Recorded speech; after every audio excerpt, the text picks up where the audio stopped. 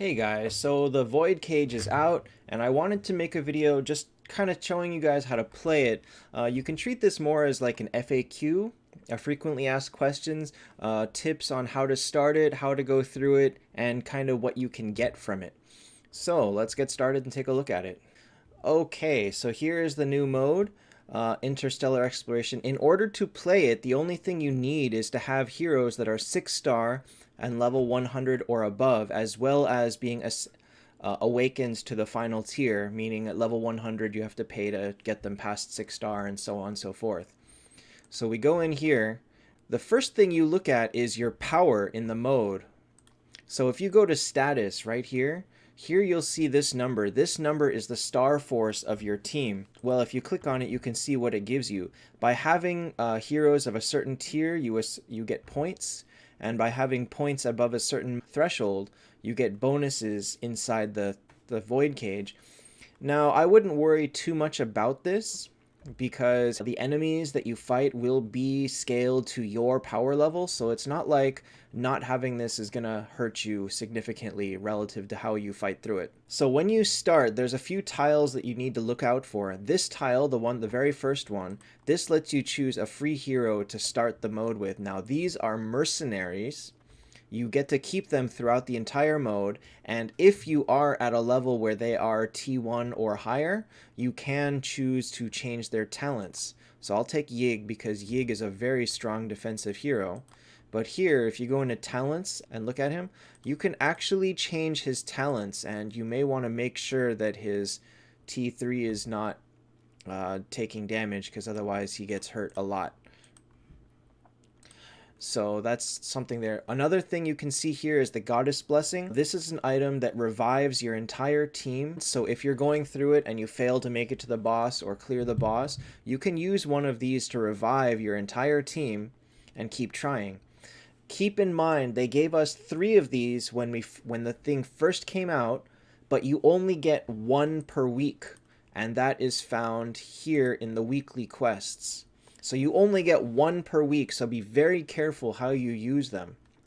You are also only allowed to use a maximum of 3 per week. So right here you can see limit 3. So if you happen to have 5 on hand, you can still only use 3. So a good rule of thumb would be if you need 1 just to make it to the boss, you may be better off just not using it and then waiting till next week and trying again without it. One other thing is, this event runs every week, as you can see, from Wednesday to Sunday server time. So every week, everything will be reset. Your heroes will be revived at the beginning of the week, meaning if they die now, tomorrow they'll still be dead. So the whole thing resets all heroes, all bosses, everything. So back to the special tiles. The only other one that really matters, well, this one's healing. These are random things. The punishments are like drop your entire team's HP by 30-40%. Reward is probably some buffs or maybe a free upgrade stone. Not an upgrade stone, a buff stone. I'll show you that in a sec. Choose one. I know there is an option to sacrifice a hero to get a buff, but I'm not sure what that does. I haven't seen it yet in the English version. The other most important one is this one. This is the mystery shop. This has random items, I think 8 or 10 items that are completely random. There are some heroes that can be found in it. You can find a full list over there. As you can see, the best ones that are available are Kurt and Lorelei, both for 10,000 gem. Definitely worth buying if you happen to see it. I have not personally seen either one in about 4 tries, so it's all luck, especially considering how many heroes there are in that list. These upgrade stones, let me go through a fight real quick. So after you finish a battle, you get to choose one of these upgrade items. You can hold up to 4 of them, and you can pick and choose them as you will. So if you have 4, you can take one of these, or you can quit and not take any of them. So I'm just going to take something. Doesn't even really matter. Before you start any fight, here's your chance to use it, and so on. And there is one of them where if you get 3 of this one, here we go. If you collect 3 of these, meaning you have 3 in your inventory, they will merge together and become a level 3. Now, some of these level 3s are really powerful, such as stunning the entire enemy team for 2 rounds. As you can see here, this one is immune to control for 1 round. Okay, so this enemy, as you can see, Void Reaver, This one is the one that's mentioned in the quest. Not here, this one. So this one is clear elite monster in Void Cage 10 times. So this is the enemy that you will need to fight in order to get that achievement, this purple one. You need to be very careful with these because they do come with a special bonus. This one is both sides get no healing. There's one where both sides are immune to abnormal status effects, which is actually just poison, bleed, burn. And it's a fight that has, I think, Shootmells and Medusas and Lunas, so it's a very dangerous fight, actually. So you will need to kill 10 of these, but be very careful about fighting them because this buff is potentially very dangerous. One other thing is, so this one, Hero Mercenary Chest, just like the first one at the very beginning, you can have anywhere from 1 to 3 of these. And one thing that's very important is if you happen to be just below a threshold of star power, they actually count for it. So if you remember at the beginning, I was 906. I got the free Yig. I was at 986. If I went to the second one, I would be pushed above this, which would raise my power from then on all the way to the end. So that's pretty handy to think about. Okay, I'm going to switch accounts and show you guys what happens after you get to the boss. So let me switch over now. So this is what happens after you kill the boss.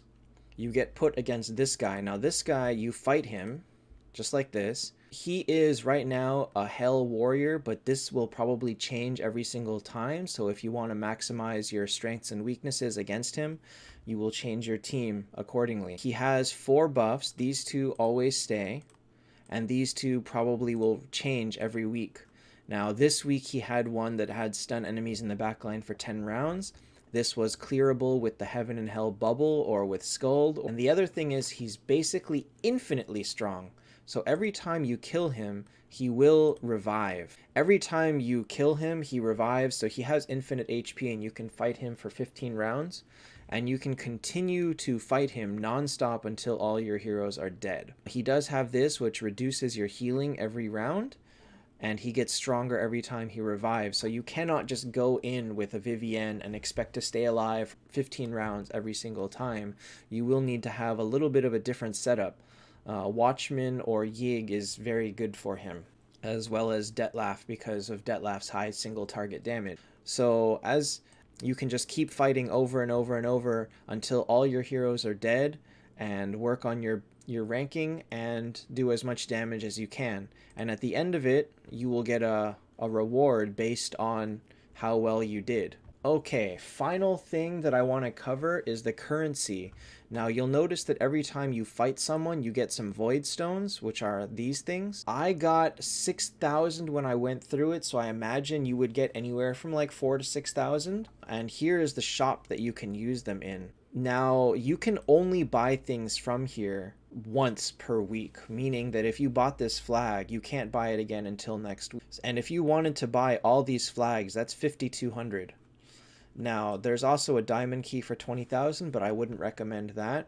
So if you get more than 5,200 a week and you buy all the flags, you technically can earn more than you spend and your amount would just keep going up. So be very careful about saving too much.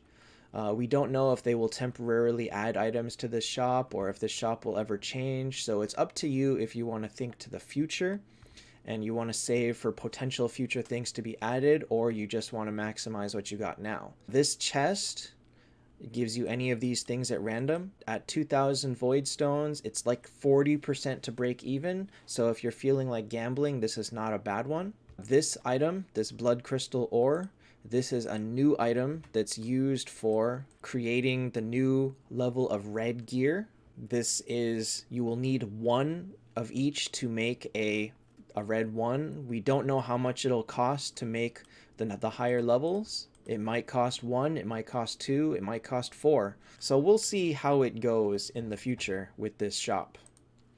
But for now, that the option exists to buy these, and you can buy whatever you want to buy with it. The flags really are the safe bet, especially if you're low on flags. But again, we don't know what is coming to this shop. So you either buy these if you're desperate or you save them for the future. So that should be basically a rundown of how to play this mode. Hopefully this helped you guys. Hopefully that you have a fun experience with the new Void Cage. I think it's a nice little addition to have. I think extra free resources are always nice. I think that this is a very good addition to the game. Something else to keep people just a little bit more competitive here and there. And I hope they keep doing good stuff like this in the future. So that's all for this video. See you guys next time.